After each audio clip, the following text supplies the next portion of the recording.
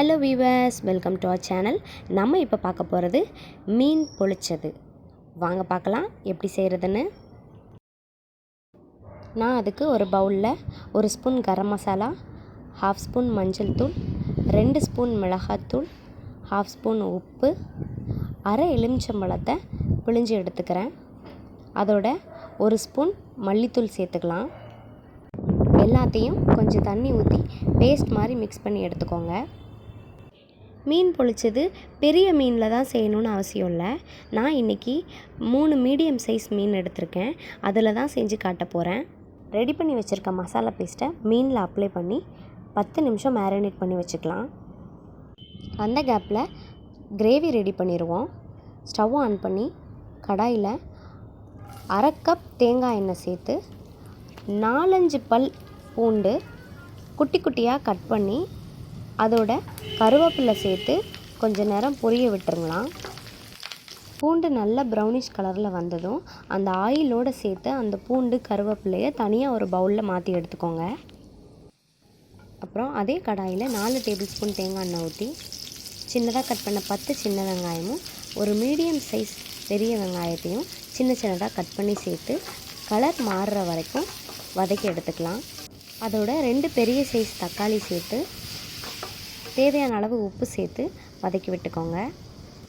தக்காளி வெந்து வந்ததும் 1 ஸ்பூன் மல்லித்தூள், 1 ஸ்பூன் மிளகாத்தூள், மீனை மேரினேட் பண்ணுறதுக்காக வச்சுருந்த மசாலா பேஸ்ட்டில் மிச்சம் இருந்த மசாலா பேஸ்ட்டையும் சேர்த்து நல்லா வதக்கி விட்டுறலாம்.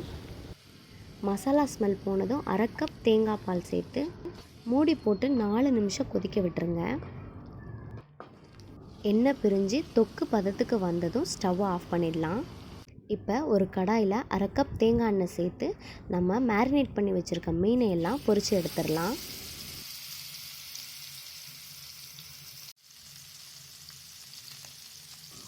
ஒவ்வொரு பக்கமும் 4 நிமிஷம் திருப்பி போட்டு ஃப்ரை பண்ணி எடுத்துக்கோங்க. மீடியம் ஃப்ளேம்லேயே ஃப்ரை பண்ணி எடுத்துக்கலாம்.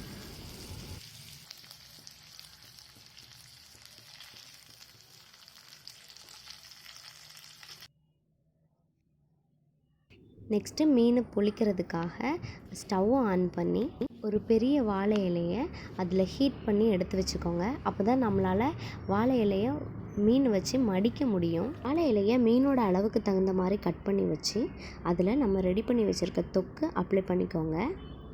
அதில் நம்ம ஃப்ரை பண்ணி வச்சுருக்க மீன் வச்சு அது மேலே மறுபடியும் தொக்கு சேர்த்து மீன் ஃபுல்லாக கவர் ஆகிற மாதிரி அப்ளை பண்ணி வச்சுக்கோங்க. இந்த ஸ்டேஜில் நம்ம முதல்ல ஃப்ரை பண்ணி வச்ச பூண்டு கருவேப்பிலையை எண்ணெயோடு சேர்த்து இதில் ஊற்றிக்கோங்க.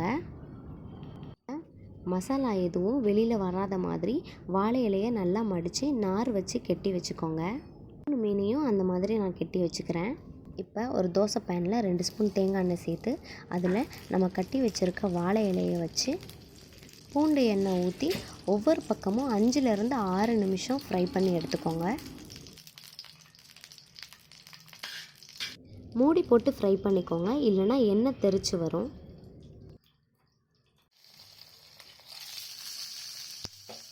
நம்ம மீன் பொளிச்சதுக்கு பூண்டு ஃப்ரை பண்ண எண்ணெய் சேர்க்கும்போது அதோட ஸ்மெல்லும் டேஸ்ட்டும் ரொம்பவே நல்லாயிருக்கும். ஸோ நீங்களும் ட்ரை பண்ணி பார்த்துட்டு எப்படி இருந்ததுன்னு கமெண்ட்டில் சொல்லுங்கள்.